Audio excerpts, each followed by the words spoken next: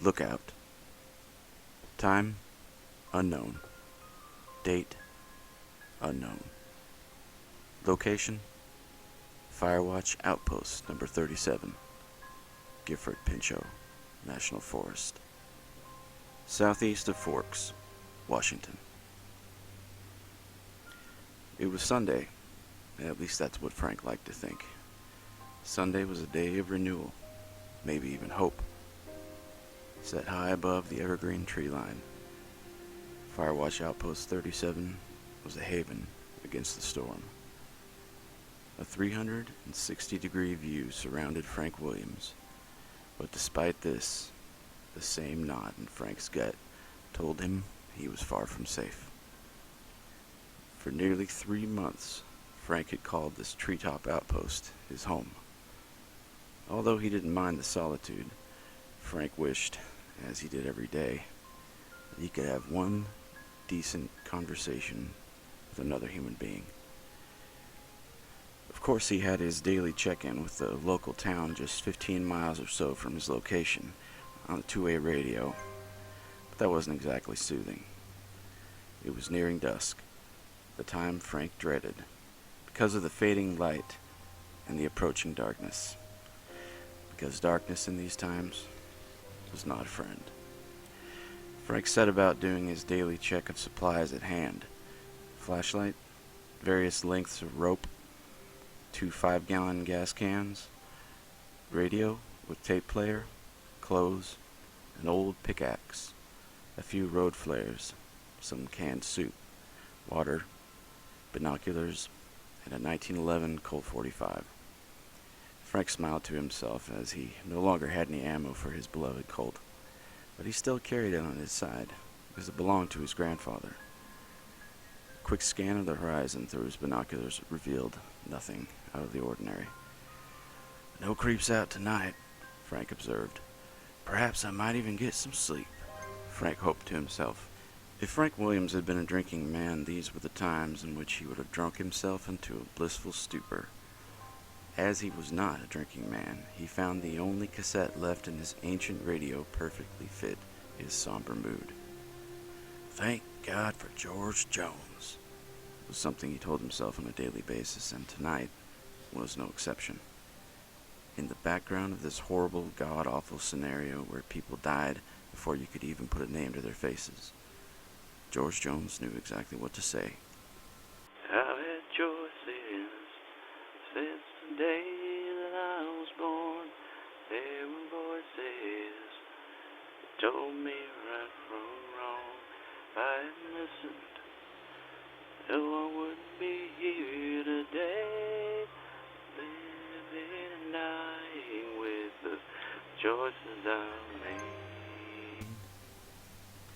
There had never been truer words spoken in the English language, Frank thought. Complacency was a bad thing for any human being. Complacency is what got you killed. Frank knew this. It was the only rule he lived by. Not having human contact was what cultivated complacency, and Frank was a master gardener in this aspect. "Don't be soft," his grandfather used to say. "You get soft and complacent, and then you get killed." Of course, Frank's grandfather could not have known how his words would ring so true with your neighbors down the street trying to eat your face. No, he was speaking of his time in the Marines. He fought 2 tours of duty, and he had the scars to show. Seeing your best friend step on a mine and lose his entire lower body could do that to a person.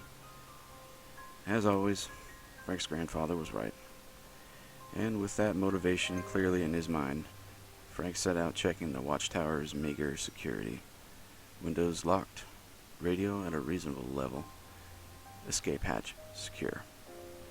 Frank sighed to himself every time he did this because he knew those small bits of wood and metal wouldn't hold for very long if everything hit the fan.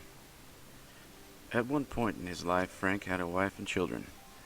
Mary, his wife, Thomas, his son, and a daughter named Ellen. Frank called her Elle for short.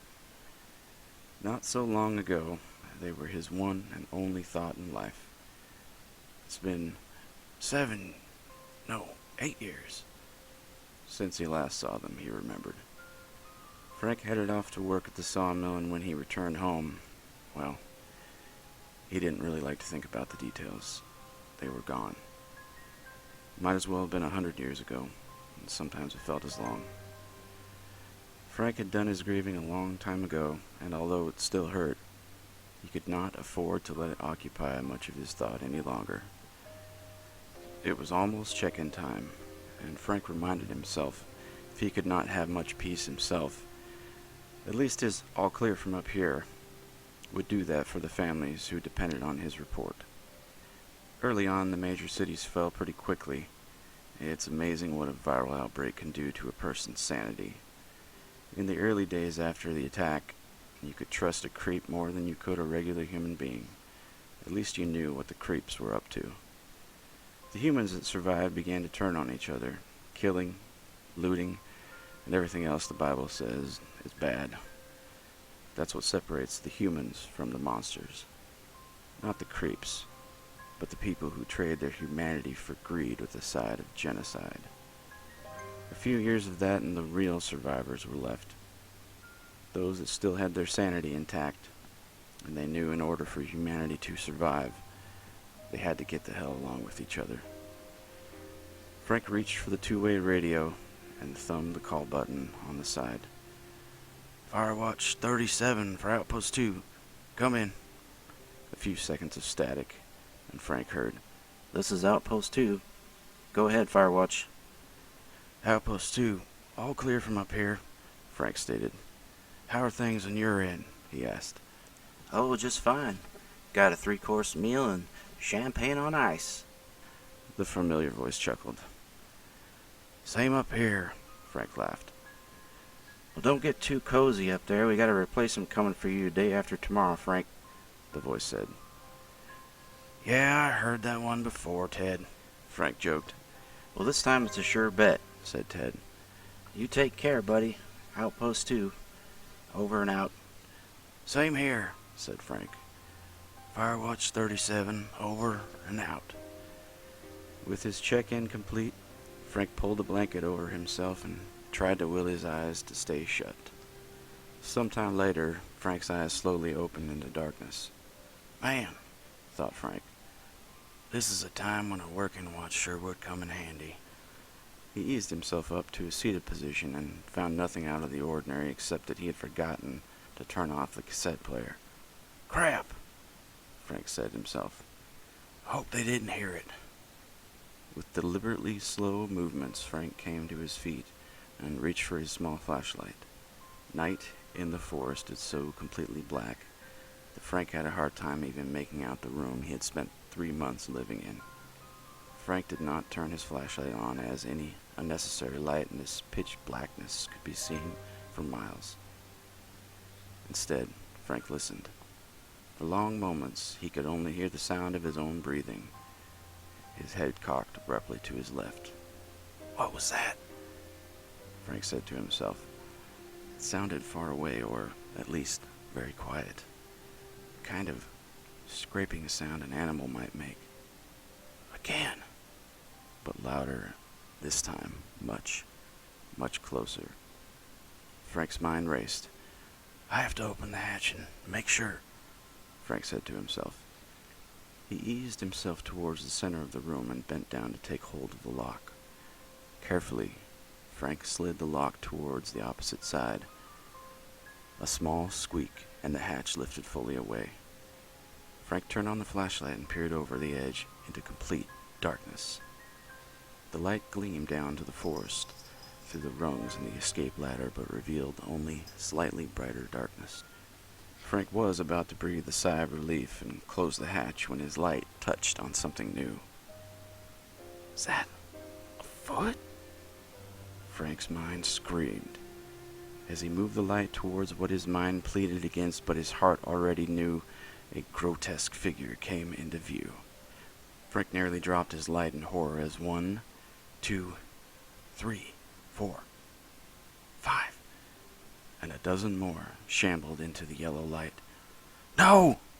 Frank screamed in vain. He slammed down the escape hatch just as several abominations began climbing the ladder towards him. Despair, anger, and fear washed over Frank like a swarm of insects. He began pacing and sweating freely. What do I... I can't let them... Oh no, the outpost! Frank's thoughts rushed and pushed at his sanity. And all at once Frank stopped, and a familiar sound washed out the pounding and moaning under his feet. Living and dying with the choices I've made. Frank smirked to himself and he picked up the radio. Outpost 2, this is Frank. Come in. A tired voice came on. Frank? This is Ted. What's going on? Take everyone and get out. They're here, Frank replied. What? Asked Ted. But how? Doesn't matter. Take everyone and just go.